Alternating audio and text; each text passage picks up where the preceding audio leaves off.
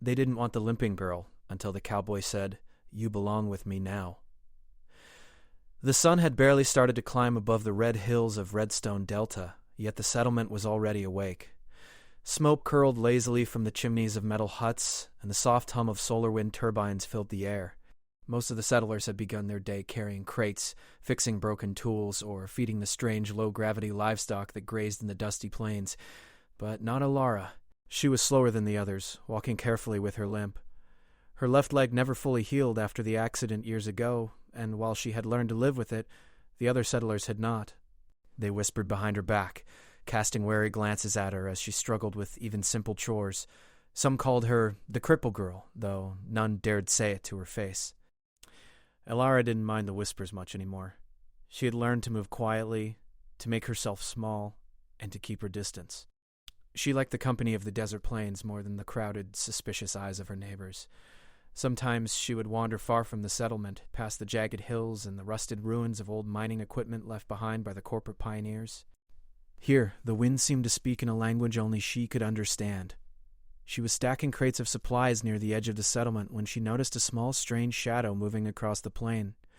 At first she thought it might be a dust cloud, but it was too solid, too deliberate. Then she saw it. A man riding what looked like a horse, but unlike any horse she had seen before. Its hooves hovered slightly above the ground, leaving faint sparks in the red dust as it moved. The rider wore a wide-brimmed hat that shadowed his face. His coat was long, almost like a duster, but it shimmered slightly in the sunlight, as if the fabric itself had been touched by starlight. He carried no gun at his side, no weapons, nothing but a simple pack and a curious air about him. Alara froze. She had heard stories of wandering cowboys who crossed the plains between settlements. Some said they were brave adventurers. Others whispered they were tricksters, outsiders who only caused trouble. But there was something different about this one. He rode calmly, confidently, as though he had walked this strange world all his life. When he got closer, he tipped his hat. "Morning," he said, voice low and smooth. Alara hesitated, unsure if she should answer. The other settlers would not approve of talking to strangers, but something in the man's tone made her relax. "Morning," she finally said. "I'm Jace," he said. "And you are, Alara?" she replied quietly. Jace looked at her carefully, not with pity, but with interest. "You're working hard, even with that limp. That's something most settlers can't manage." Alara blinked. Most people ignored her or laughed. "It's not too bad," she said. Jace smiled faintly. "Not too bad," he said. "I've seen lots of people quit long before it gets hard. You keep going." Alara didn't know what to say. No one had ever noticed that before. She looked down at her hands, dusty from lifting the crates. She wasn't sure if she wanted him to see her like this, struggling and small. "Tell me something," Jace said, leaning slightly forward on his hover horse. "Do you want to be seen as small, or do you want to be seen for what you can do?" Alara froze. She had never thought about it like that. People only saw the limp, not her strength, not her careful hands, not the way she could read the plains better than anyone else in the settlement. I don't know," she admitted. Jace laughed softly. "Most people don't. But out here, you can choose. You don't have to fit into their rules." Before she could answer, a small commotion rose near the center of the settlement. A few of the settlers were arguing over supplies. Alara had learned to stay out of their way, but the voices made her uneasy. She wanted to escape, to leave the dusty roads behind. Jace noticed her hesitation. "Want to get away from all this for a bit?" he asked. Alara hesitated. Leaving the settlement was risky. The desert was full of strange creatures, and some of the old mining equipment could be dangerous if not careful. But the promise in his voice was too tempting to ignore. "Okay," she said finally. Jace smiled, and the hover horse nudged forward, gliding lightly over the red dirt. "Hold on tight," he said. They moved quickly, leaving the settlement behind. The plains stretched endlessly in front of them, red dust rising with every gentle hover. For the first time in years, Alara felt free. The wind whipped her hair back, and her limp seemed to matter less with every step they took. They reached the top of a high ridge overlooking a valley dotted with strange glowing crystals. The sun reflected off the crystals, making the valley sparkle like a sky full of tiny stars. Alara gasped. "This," Jace said quietly, "is one of my favorite places in Redstone Delta." Most settlers never come here. They think it's too far, too dangerous. But I like it. Alara stared at the crystals. She had never seen anything so beautiful. It's amazing, she said. Everything out here has its own kind of beauty, Jace said, even things people ignore. He looked at her. You're like that too. Alara felt a warmth in her chest. Oh, no one had ever said that to her. She had always felt small, overlooked, unwanted. But here, in this quiet valley, with the glowing crystals, someone saw her. Really saw her. They sat together for a while, watching the shadows of the ridges shift with the sun. Jace didn't push her to talk, and she didn't ask him where he came from or why he was here. It didn't matter. For the first time, Alara felt like she belonged somewhere, even if it was just this moment on a ridge with a stranger who seemed to understand her. When the sun climbed higher, Jace finally spoke. I have to keep moving soon. The frontier doesn't stay still, and neither do I. But before I go, I want to say this. Out here, the only rules are the ones you make. People might not understand you. They might even try to push you down. But that doesn't mean you have to stay small. Alara nodded, absorbing every word. I'll try, she said softly. You don't need to try, Jace said with a grin. You just need to live your life. And maybe find people who see you for who you are. You belong somewhere that sees you. Alara's heart lifted. Could there really be a place where she wasn't laughed at or ignored? Could she really be more than the limping girl everyone whispered about? Jace mounted his hover horse. Time to go, he said. But I'll be back. You'll see. Alara watched him glide down the ridge, a streak of shadow and starlight against the glowing valley. She felt something stir inside her. Hope, curiosity, and a daring sense that maybe, just maybe, she could leave the old rules behind. As she walked back toward the settlement, she noticed how different everything looked. The red hills were no longer just dusty obstacles. The ruins of the old mining equipment were no longer scary reminders of danger. They were possibilities, waiting for someone brave enough to explore them. Alara didn't know what the future held. She didn't know if Jace would return, or if the settlers would ever truly accept her, but for the first time in a long time, she felt like she had a choice. And that choice was hers alone. That night, as the twin moons rose over Redstone Delta, Alara sat outside her hut and looked up at the stars.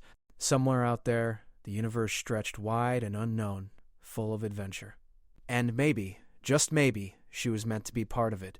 Somewhere deep inside, she felt a quiet determination take root. She would not be small. She would not be ignored. And one day she would see the places Jace had hinted at, the places where she could belong. For the first time in her life, Alara felt ready to step forward into the unknown. The next morning, the red sun rose over Redstone Delta, painting the dusty plains in gold and orange. Alara packed her small satchel carefully. She had filled it with a water flask, some dried fruit, and a few tools she liked to carry. Simple things, but they made her feel prepared. Jace waited outside, leaning casually on his hover horse. The wind rustled his coat, and his hat shaded his eyes. He looked calm and confident, as if he had done this many times before. You ready? He asked, his voice gentle but firm. I think so, she said. Her heart was racing. She had never left the settlement alone. Even with Jace beside her, the idea of traveling into the unknown made her stomach twist. That's good enough, Jace said with a grin. We don't need perfect. We just need willing. They started moving across the plains. Jace guided her through the shallow valleys and over the cracked rocks. The hover horse made a soft humming sound as it glided, leaving tiny sparks behind with every step. Alara tried to match Jace's pace, limping a little at first, but she quickly found a rhythm. This is beautiful, Alara said, looking at the endless horizon. Red dust stretched into the distance, broken only by jagged hills and strange rock formations. She had never noticed how alive the plains were, the wind shaping the hills, the dust dancing in patterns like tiny stars, even the low solar cattle grazing quietly in the distance. Jace glanced at her. Most people miss it, he said. They're too busy looking down or worrying about things that don't matter. Alara smiled. I never wanted to miss it, she said softly. As they traveled, Jace told her stories about the frontier worlds. He spoke of settlements floating on gas clouds, of deserts made of crystal sand, and of rivers that glowed with energy at night. Alara listened, fascinated. The universe felt bigger than she had ever imagined, and suddenly, her own little settlement seemed both smaller and more full of possibilities at the same time. They stopped near a small canyon to rest. The walls were made of reddish rock, streaked with silver lines that shimmered faintly in the sunlight. Alara carefully climbed a small ledge, testing her balance and strength. She felt proud as she reached the top. "Not bad," Jace said, watching her. "You've got courage in your bones and brains in your head. That's a combination most settlers don't have." Alara laughed a little shyly. "I never thought anyone would notice that." Most don't, Jace said. "That's why they stay small. They let fear make the decisions for them. Not you. You decide." After a short rest, they continued deeper into the canyon. Strange glowing crystals grew along the walls, lighting their path with soft blue and green light. Alara reached out to touch one, and it vibrated gently under her fingers. A soft humming filled the air, almost like a melody. "These aren't just pretty rocks," Jace said. "They store energy." Old settlers tried to understand them but gave up. Most people think it's too complicated. Alara tilted her head. I think I can figure it out," she said. Something inside her stirred. The limp she had always worried about felt lighter here, as if the canyon itself gave her strength. Jace's eyes sparkled. "I like your attitude." That's the spirit of a real frontier explorer. They followed the canyon for hours, moving carefully around crystal formations and hopping over small fissures in the ground. Occasionally they saw signs of old machinery, rusted gears, broken hover carts, and abandoned mining tools. Alara examined them with curiosity, imagining how they might have worked. "Why did people leave all this?" she asked. Jace shrugged. "Life is tough out here. Some try, some fail. Some just move on. But nothing really disappears. It all waits for someone who can understand it." Alara's heart leapt. She wanted to understand. She wanted to see the world in ways that no one in the settlement could imagine. And for the first time, she felt like someone believed she could. As the sun began to dip toward the horizon, Jace led her to a small plateau overlooking a valley filled with strange, twisting plants that glowed faintly in the evening light. The wind carried a soft hum, and the horizon seemed to stretch into forever. "This is where we'll camp for the night," Jace said. He helped Alara down carefully, and she noticed how gentle he was. "We'll need our rest. Tomorrow, the canyon gets trickier." Alara set up a small tent, struggling slightly with her pack. Jace watched, then stepped forward.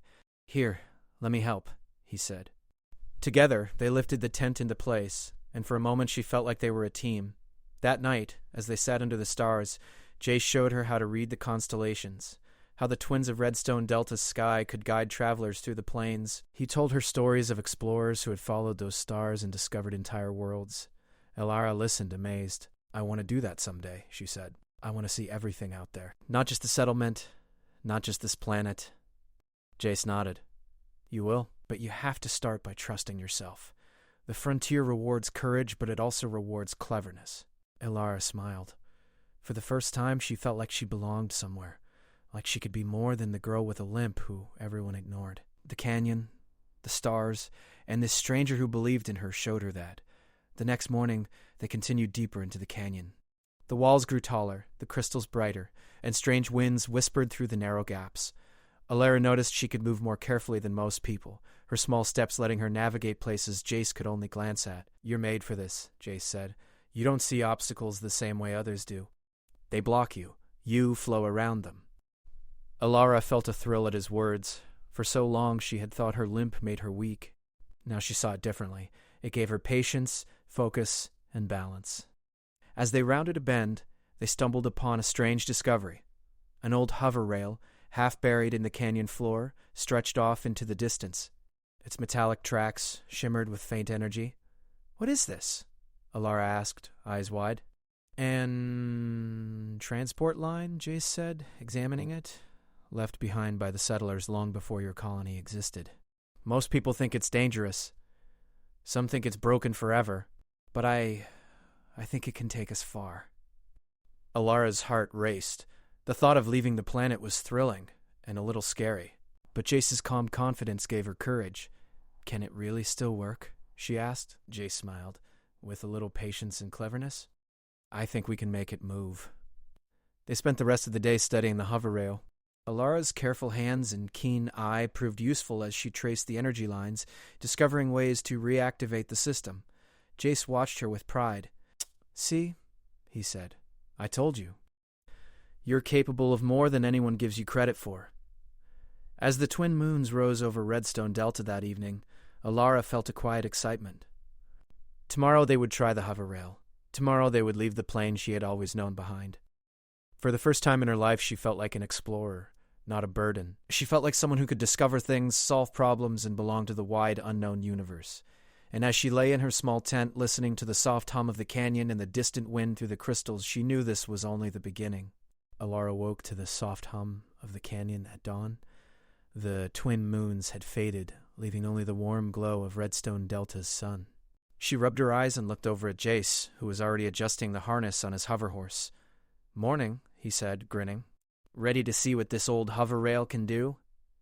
Alara nodded, excitement and a little nervousness mixing in her stomach. The thought of leaving the canyon and testing something so old and mysterious made her pulse race. "I think so," she said. They walked down to the hover rail, its metallic tracks glinting in the sunlight. Jace showed her the control panel, a complicated set of switches and buttons covered in dust and tiny cracks. Alara studied it carefully. With her steady hands and sharp mind, she began to follow the energy lines along the tracks, checking each connection. "You really pay attention to details," Jace said, watching her work. "That's why I knew you could handle the frontier.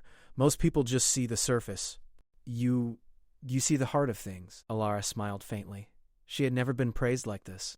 The settlement always focused on what she couldn't do, never what she could.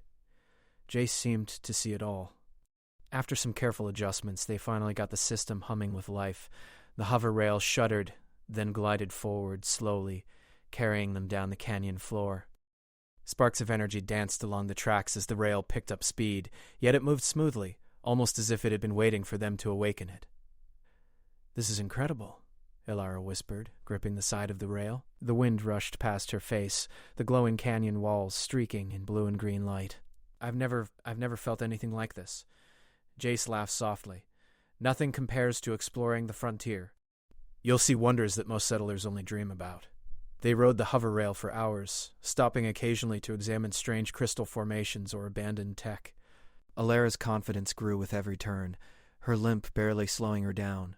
She was learning, solving problems, and seeing the world in a way no one in the settlement ever had. But as the sun climbed high, a thought struck her. She had left the settlement. What if something had gone wrong back home? She had been away for 2 whole days. "I should check on the colony," she said cautiously. "They might need help." Jace's expression turned serious. "I thought you might feel that way. You're loyal." "That's good. But remember, being clever and brave doesn't always mean following orders. It means knowing when to act." Alara nodded. "I'll be careful." They returned to the settlement in the late afternoon. As they approached, a strange sight greeted them.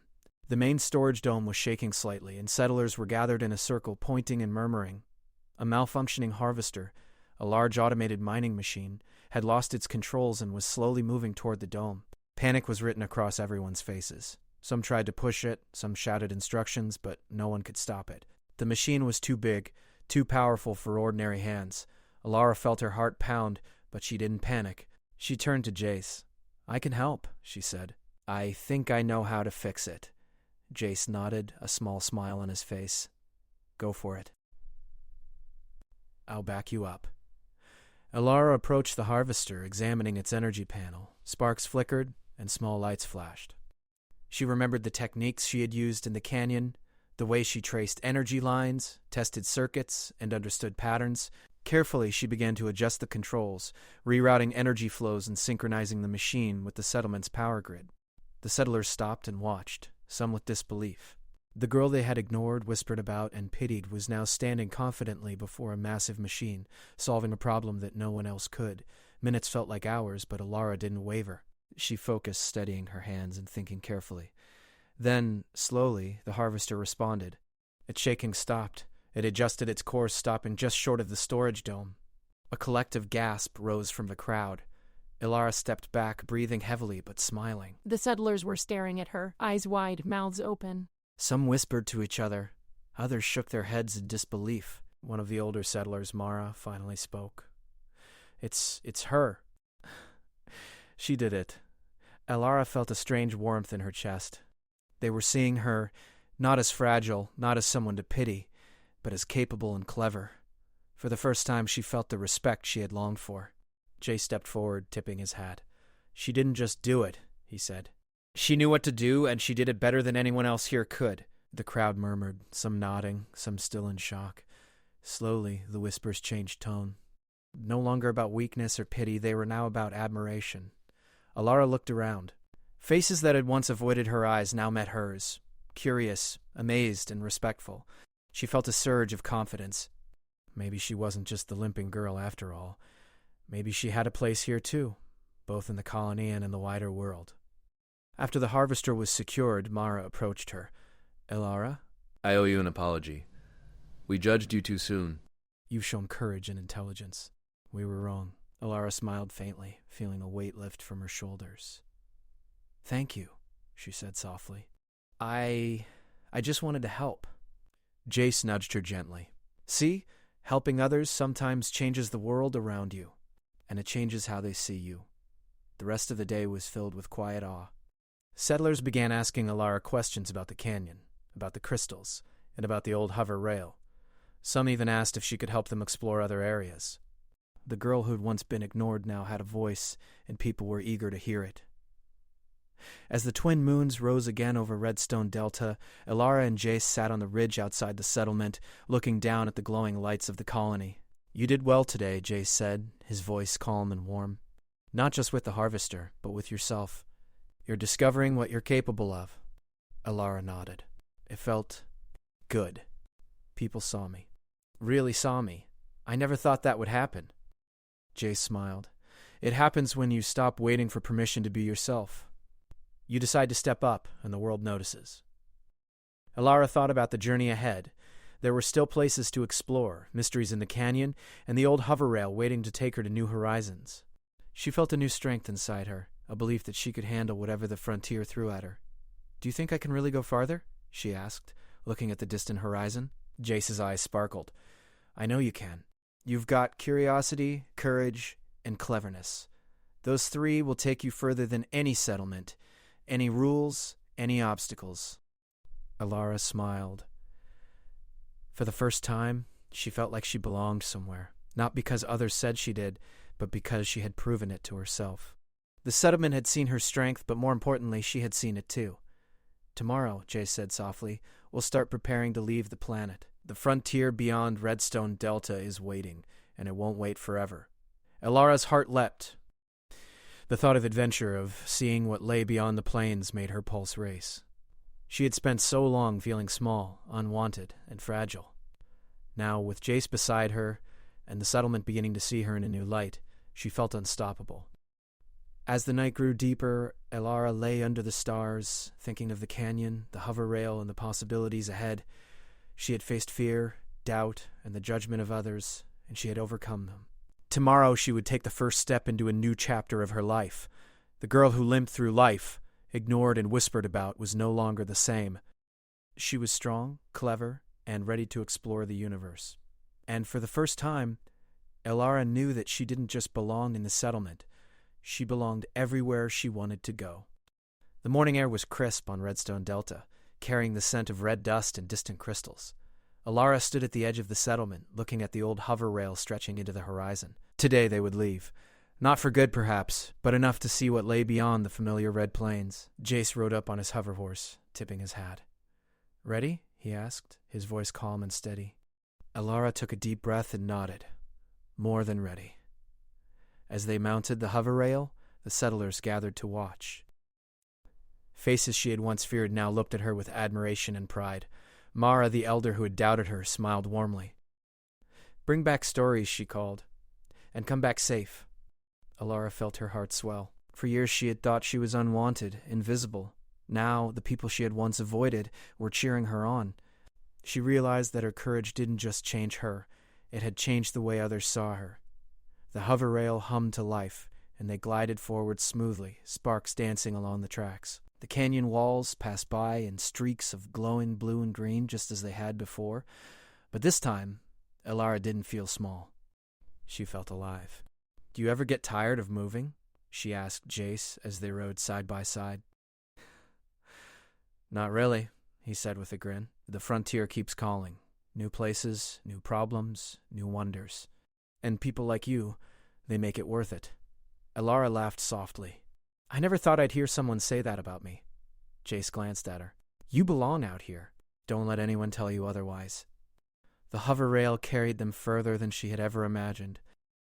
Strange rock formations twisted toward the sky, and glowing plants sprouted in hidden crevices. The canyon opened into a valley filled with shimmering lakes, their waters reflecting the red sun. Alara's eyes widened. She had never seen anything so beautiful. This, she whispered. This is incredible. It is, Jace said. And it's only the beginning. As they explored the valley, Alara noticed something surprising. Her limp mattered less here than anywhere else. The terrain required careful, precise steps, and her careful movements gave her an advantage. She navigated narrow paths, hopped across glowing streams, and examined alien flora and tech with ease. Jace watched her with quiet pride. See? Your difference isn't a weakness. It's your strength. Alara smiled, feeling a warmth in her chest. For so long she had felt burdened by her limp, judged for it. Now she realized that what made her different made her special. The world beyond the settlement wasn't about following rules or fitting in. It was about finding your place, your purpose. Hours passed, and they came upon an ancient structure partially buried in the ground. Its walls were covered with glowing symbols, and it seemed to hum softly, alive with energy.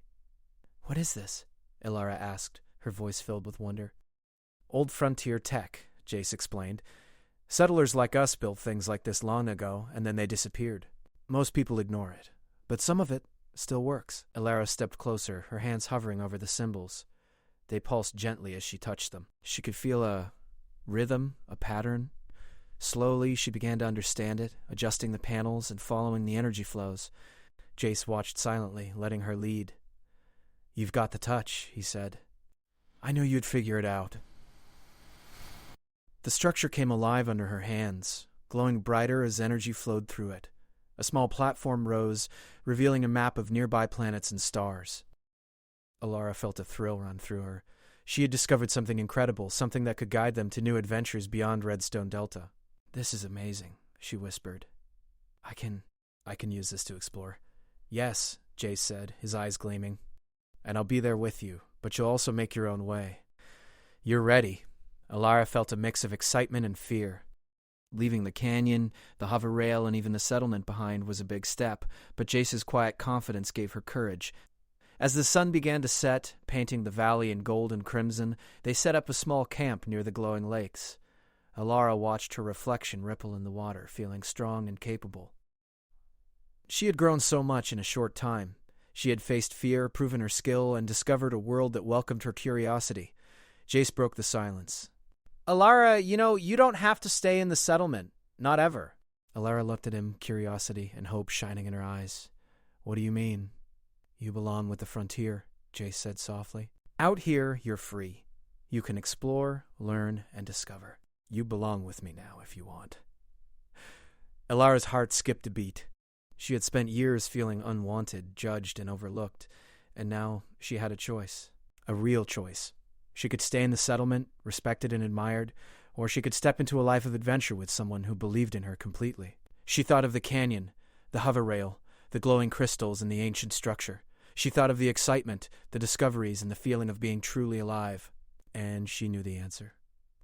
I want to go with you, she said finally, a smile spreading across her face. I want to see everything out there. I want to explore. Jace grinned and extended his hand. Then let's ride. The next morning they mounted the hover rail once more. The settlement watched them go, cheering and waving. Alara waved back, feeling a strange mix of nostalgia and joy. She had changed the way people saw her, but more importantly, she had changed the way she saw herself. The hover rail glided smoothly, carrying them past the glowing canyon walls and into the open plains beyond. Alara felt the wind rush past her face, her hair whipping in the breeze. She laughed aloud, a sound of pure joy, and Jace joined her. Where will we go first? She asked. Anywhere the stars take us, Jace said. And everywhere in between. The universe is bigger than you can imagine. Alara looked at the endless horizon. Redstone Delta faded behind them, but it would always remain a part of her. It had shaped her, taught her courage, and shown her that she could belong. Now she belonged to the universe. They rode in silence for a while, watching alien birds with shimmering feathers fly across the sky and strange plants sway gently in the wind. Alara felt alive in a way she never had before. She was not the girl who limped through life unnoticed. She was a traveler, an explorer, a pioneer. As night fell, the stars appeared, countless and brilliant. Alara traced the constellations Jace had shown her, feeling a deep connection to the universe. She realized that adventure wasn't just about moving from place to place. It was about discovering who you truly were. "You see that, Alara?" Jace said softly. "Those stars. They've guided explorers for generations. And now they'll guide you." Alara nodded, her heart full. "I see it," she said, "and I'll follow them." The night passed with quiet conversation and laughter. Alara felt at home with Jace, with the frontier, with the unknown. She knew there would be challenges ahead, but she also knew that she could face them. She was clever, capable, and courageous. She belonged not just with Jace, but with the endless possibilities the universe held. As the first light of a new day touched the plains, Alara stood tall on the hover rail, looking toward the horizon. Jace rode beside her, his hat tipped and eyes bright. "You're ready," he said quietly. "I am," Alara replied, smiling. "Let's go see what's out there." The hover rail lifted smoothly into the wind, carrying them forward into the unknown. Redstone Delta became a memory behind them, a place that had taught her strength, courage, and the meaning of belonging. Ahead, the universe awaited, vast and full of wonder, and Alara knew without a doubt that she belonged. Everywhere she wanted to go, and with Jace by her side, she was ready for it all. The girl who had once been limping, overlooked, and whispered about had become a traveler, an adventurer, and a pioneer. She had found her place, not because others said she could, but because she had claimed it herself. And as the hover rail glided across the plains under the glow of twin suns and countless stars, she laughed aloud, free, happy, and certain of one thing: this was only the beginning.